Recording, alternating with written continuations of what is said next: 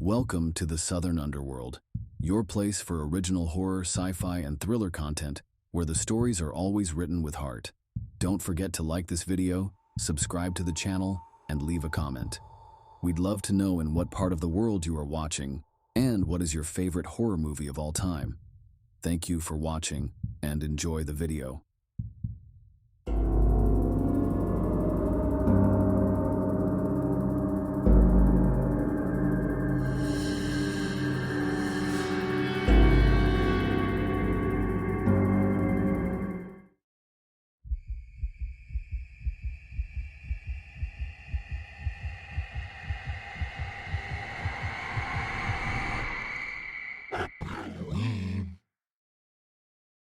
You know that moment when you realize you've made a terrible mistake? That's what hit me as I crunched through the snow, each step of my crampons echoing in that unnatural silence. The kind of silence that feels like it's watching you.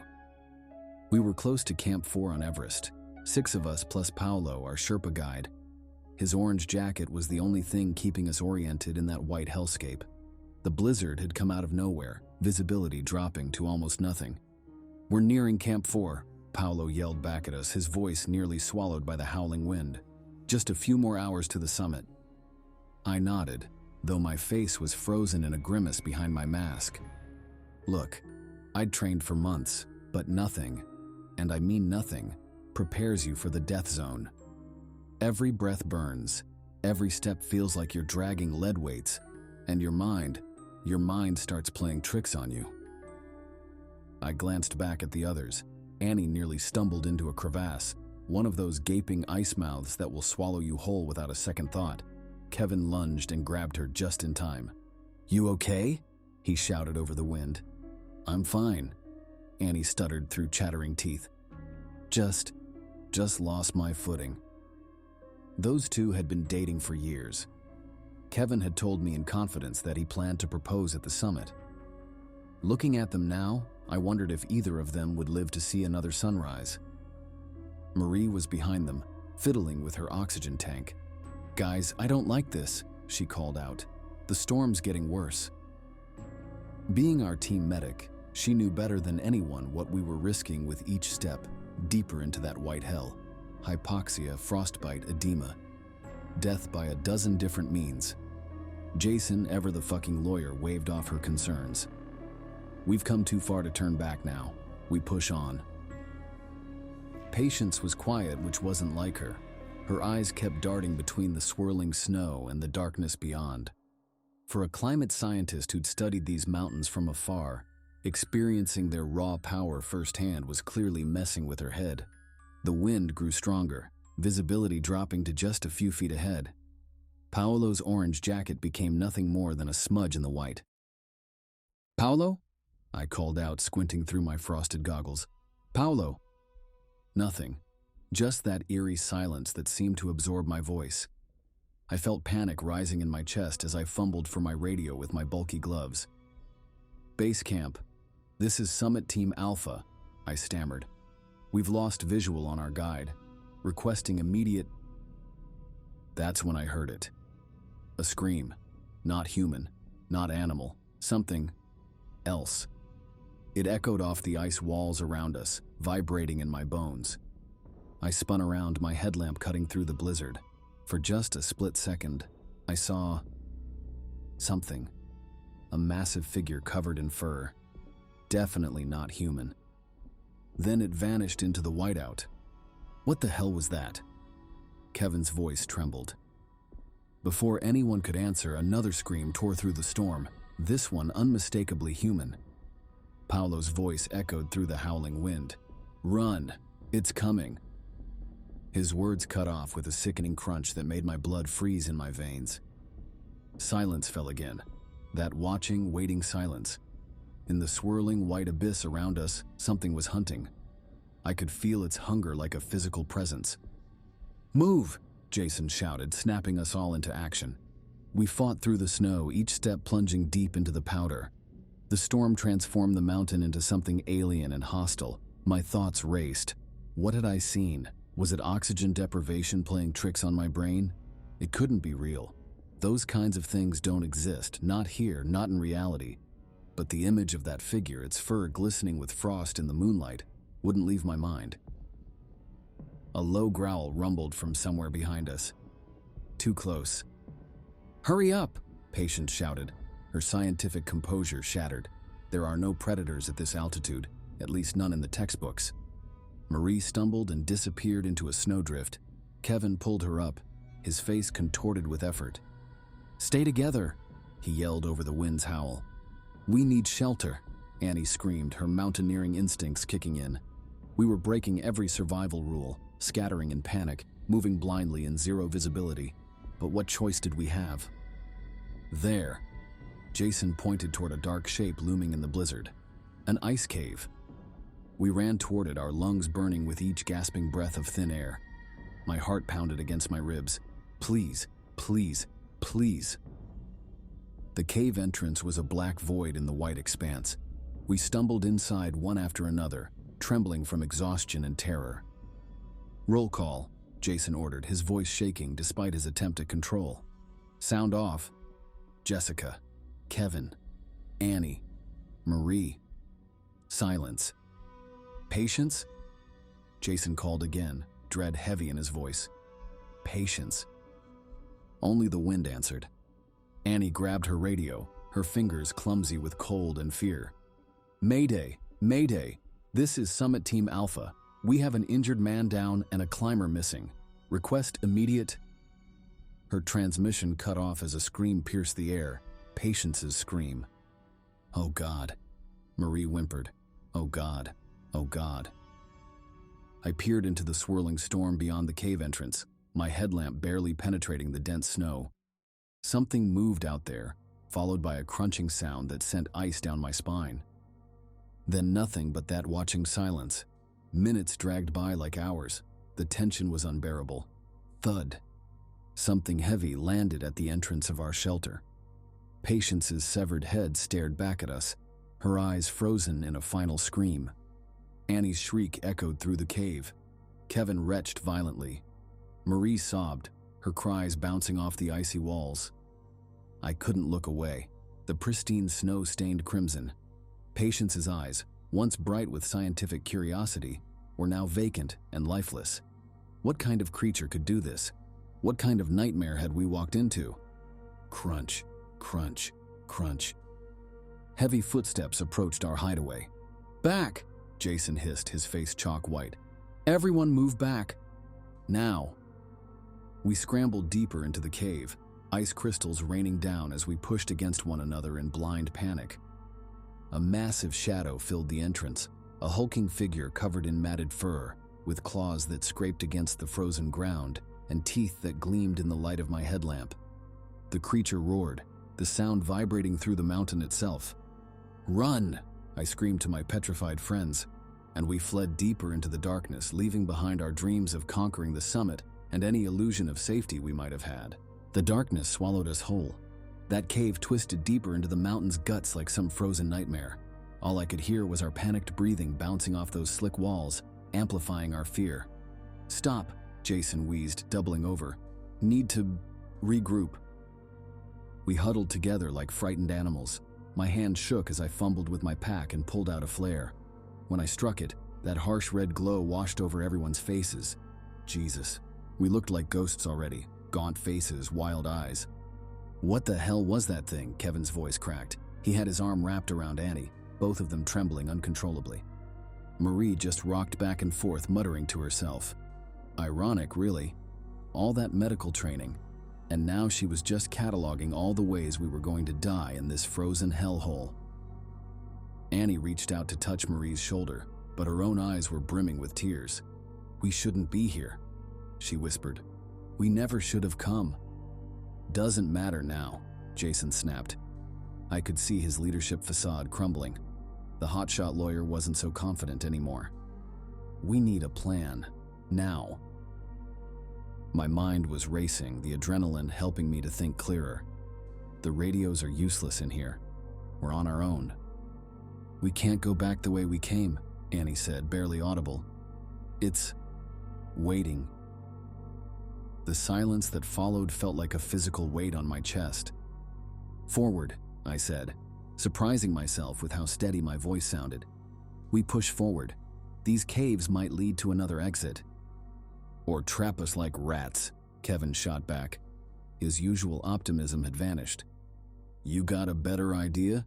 Jason challenged, some of his old arrogance flickering back to life. Silence again. Thought so. Let's move. I took the lead, the flare casting monstrous shadows on the walls around us. Every time water dripped or ice creaked, I nearly jumped out of my skin. My years of climbing experience were the only thing keeping us from getting completely lost in that maze. Kevin and Annie followed close behind me, clinging to one another. I couldn't help feeling a stab of envy watching them.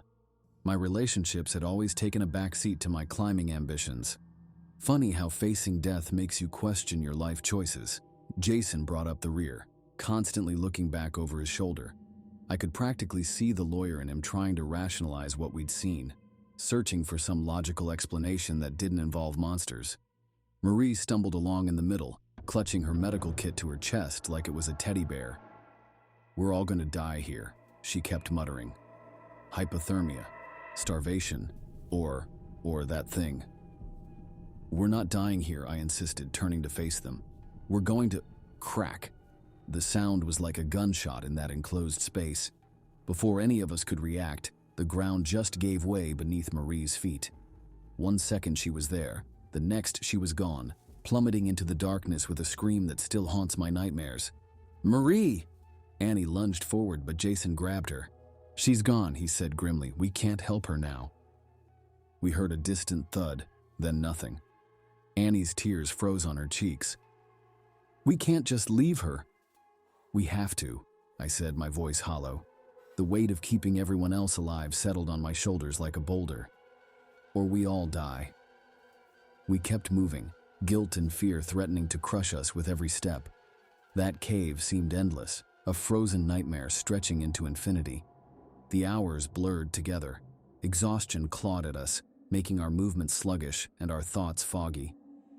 We stopped occasionally to share what pathetic scraps of food and water we had left, each meager ration a reminder that our chances were dwindling by the minute. During one break, I noticed Kevin pull Annie close, whispering something to her. She nodded, tears glistening in our headlamp beams. He reached into his pocket and pulled out a small box. I was going to do this on the summit, he said, his voice breaking. But I don't know if we'll make it there. Annie, will you? A roar echoed through the cave, cutting him off mid-proposal. The sound was distant, but unmistakable. It was coming for us. Move, Jason hissed, scrambling to his feet. Now! We abandoned any pretense of caution, just desperate to get away. The cave floor sloped downward, becoming slick with ice. I lost my footing and slid several terrifying feet before managing to stop myself. Careful, I called back to the others. The ice is... Too late. Annie slipped, her surprised cry turning to one of pain as she slammed into a jutting rock. There was this sickening crack, and she crumpled to the ground. Annie! Kevin was at her side instantly, cradling her head. My leg, she gasped through clenched teeth. I think it's broken. The roar came again, closer this time, much closer. Jason looked from Annie to the dark passage ahead, his face twisted with indecision. We can't carry her. We'll never outrun it. We're not leaving her, Kevin snarled, turning on Jason with murder in his eyes. Stop. I stepped between them before they could come to blows. Fighting won't help. We need to... I trailed off as I caught sight of something, a faint glow ahead of us. My heart leaped. Look, there's light ahead. An opening. Sure enough, there was a dim illumination visible in the distance, promising escape from this nightmare. Another roar shook the cave, sending showers of ice down on our heads. The creature was almost upon us. Go, Annie said, her face white with pain and fear. Leave me. I'll slow it down. No. Kevin's anguished cry bounced off the walls. I won't leave you. I made a split-second decision. Kevin, help me with Annie. Jason, cover our rear. We're getting out of here together. We made a crude sling from our climbing ropes and supported Annie between us as we hobbled toward the light. Jason followed with his ice axe raised, ready to face whatever horror was approaching. With each painful step, the glow grew brighter. Freedom was so close I could almost taste it. Then we emerged into a vast chamber, its ceiling lost in darkness. Ancient ice formations glittered in our lamplight, like some eerie frozen forest. "Look," Kevin pointed with his free hand. "There's an opening up there. We can climb out." Relief flooded through me. For a moment, I thought we might actually survive this nightmare. Then I saw them. Bones. Hundreds of bones scattered across the chamber floor. Human and other. "Oh God," Annie choked. "It's a lair." A low growl reverberated through the chamber. My blood turned to ice. It had been waiting for us all along. The creature emerged from the shadows, massive and ancient, its white fur stained with blood. Teeth like daggers. Claws that could shred steel. Not a legend, not a myth. Real. Hungry. "Climb," I screamed. "Now!" We scrambled toward the ice wall, fumbling with pitons and ropes like drunk teenagers. Every second felt like an eternity. The monster's roar shook loose shards of ice that rained down on us. My heart pounded in my chest, a desperate mix of fear and exhaustion. Kevin reached the opening first, hauling himself up with strength I didn't know he had left. "Come on," he shouted, extending his hand down to Annie. Annie gritted her teeth against the pain in her leg, reaching up with trembling fingers. Their hands clasped. I felt a momentary surge of hope. Then the creature charged. Jason, bringing up the rear, turned to face the nightmare bearing down on us. His ice axe, designed for climbing frozen mountains, was now our last line of defense. "Go!" he shouted, his voice cracking. "I'll hold it off." "Jason, no!" I cried out, caught between climbing to safety and not abandoning my friend. But he was already moving, placing himself between us and that thing. The beast towered over him, this primal force of nature against one stubborn human being. Jason swung his ice axe in a desperate arc. It connected with a spray of blood and a howl that made my skin crawl. For one crazy moment, I thought he might actually do it. Then the creature's massive paw swept out, catching Jason mid-torso. I'll never forget the sound, that wet crunch of breaking bones. Jason's scream cut off as his body flew across the chamber and crumpled against the far wall. "Oh God," Annie sobbed from above. "Oh God, oh God." The monster turned those cold, ancient eyes on me, the last obstacle between it and its escaping prey. Time slowed. My life flashed before me. All the mountains I'd climbed, the sunrises I'd witnessed from heights most people will never see. Was this how I was going to die? In the belly of something that shouldn't even exist? A memory hit me, my first climbing instructor years ago. "The mountain doesn't care about you, it's up to you to survive." Survival, right. In one fluid motion, I unclipped the ice axe from my harness. The monster lunged. I dove and rolled, feeling the rush of air as claws barely missed my skull. I came up swinging, my axe biting deep into the creature's flank. The roar that followed was deafening, pain and rage in equal measure. I didn't wait to see what happened next. I sprinted for the ice wall, adrenaline making me faster than I'd ever been. "Jess, hurry!" Kevin's panicked voice spurred me on. I leaped, my fingers finding holds in the craggy ice. I climbed, knowing my life depended on it. A vicious snarl from below told me the creature wasn't done with me yet. Halfway up, 3/4, almost there. Something raked across my calf, tearing through my climbing suit. White-hot pain shot up my leg. I screamed but kept climbing. I couldn't stop. Kevin and Annie's hands reached down, grabbing my arms, hauling me up with their last reserves of strength. We collapsed together on a narrow ledge, gasping and trembling. The monster's furious roars echoed from below, but the opening was too small for its massive bulk. We were safe, for now. "We made it," Annie whispered, her voice thick with disbelief. Kevin pulled her close, burying his face in her hair. "I love you," he murmured. "God, I love you so much." I turned away from their embrace, looking out at the vast expanse of white beyond our little shelter. The storm had passed, leaving behind a world of blinding snow. Somewhere out there was safety. Somewhere out there was home. But we weren't safe yet, not by a long shot. "We have to keep moving," I said, wincing as I put weight on my injured leg. "That thing, It might find another way up. Kevin nodded grimly. He helped Annie to her feet, supporting her weight. Which way? I scanned the terrain, years of mountaineering experience kicking in automatically. There, we head down, fast as we can. We began our descent, each step a battle against exhaustion and terror. The sun crawled across the sky as we picked our way down the treacherous slope. Every creak of ice, every distant rumble had us jumping like scared cats. Was it following us? Hunting us? The questions gnawed at my mind, pushing me forward despite the pain in my leg and the exhaustion that threatened to drop me where I stood. As dusk approached, Kevin stumbled, nearly sending both himself and Annie over a sheer drop. I caught them, my muscles screaming as I hauled them back to safety. We need to rest, I panted, just for a little while. We huddled together behind a rock outcropping, sharing the last of our supplies. The wind howled around us, sounding almost like distant, mournful cries. Or maybe that was just our minds playing tricks on us. What was that thing? Annie asked, barely above a whisper.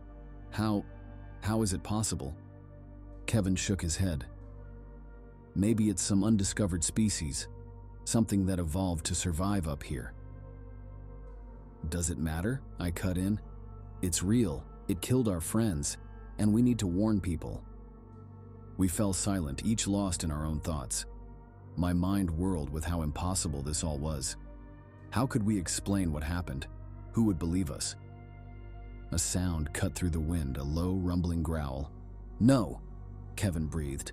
It can't be. But it was. The creature emerged from the gathering darkness, its white fur blending with the snow. How long had it been there, watching, waiting?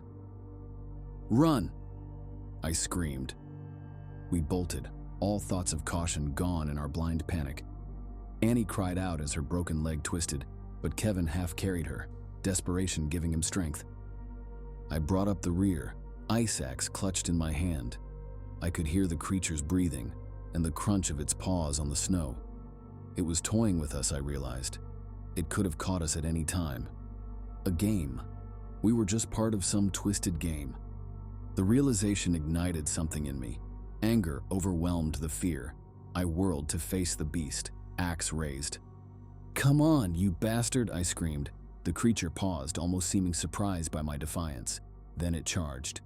I stood my ground, my heart pounding, my muscles coiled. At the last possible second, I dove to the side. The monster's momentum carried it past me, right toward the edge of a deep crevasse. Time slowed. I saw the creature's eyes widen in something almost like human surprise. Then it was falling, a roar of rage and fear echoing as it plummeted into the abyss. Silence fell. I stood frozen, scarcely daring to breathe. Had it worked? Was it really gone? A distant crash from far below answered my question. I sagged to my knees, adrenaline draining away, leaving me weak and shaking. It's over, I mumbled. It's really over. Kevin and Annie limped back to me, their faces etched with disbelief. You did it, Kevin said, his voice filled with awe. You actually did it. I managed a weak smile. We did it. We survived. As if in answer, a new sound cut through the night, the rhythmic thump of helicopter blades. Down here, Annie screamed, waving her arms frantically. We're here. The helicopter's searchlight swept over us, a beacon of hope in the darkness. As it descended, I felt the last of my strength leave me. I toppled sideways into the snow, consciousness slipping away. My last thought before the darkness took me, we made it. We're going home. I jolted awake, my heart racing. The soft beep of hospital monitors slowly brought me back to reality. I was safe, rescued, alive. But the nightmare lingered. In the days that followed, I told my story again and again. To doctors, to psychiatrists, to government officials. Few believed me. Many suggested altitude sickness, hallucinations brought on by extreme conditions, and oxygen deprivation. Kevin and Annie backed up my account at first, but even they began to doubt it as time passed. Had it happened? Could such a creature truly exist? Only I remained certain. I knew what I had seen, what I had fought. 3 months later, I was standing at my apartment window, staring at the distant mountains on the horizon, when my phone rang. It was Kevin. "Have you seen the news?" His voice was tight with tension. "No, what's happening?" "Another expedition, on Everest. They've gone missing." I felt the blood drain from my face. "In what area?" "Near where we were. Near Camp 4. "Coincidence," I said, but I didn't believe it. "There's more," Kevin whispered. "Before they lost contact, they radioed in. Said they heard something, saw something in the storm." A chill ran down my spine as I looked back toward those distant peaks. "Jess," Kevin's voice cracked, "we left it alive, didn't we?" I didn't answer. I couldn't, because deep down I already knew the truth. Somewhere out there in the vast white silence of the highest peaks, it was waiting, hungry, patient, and the hunt was far from over.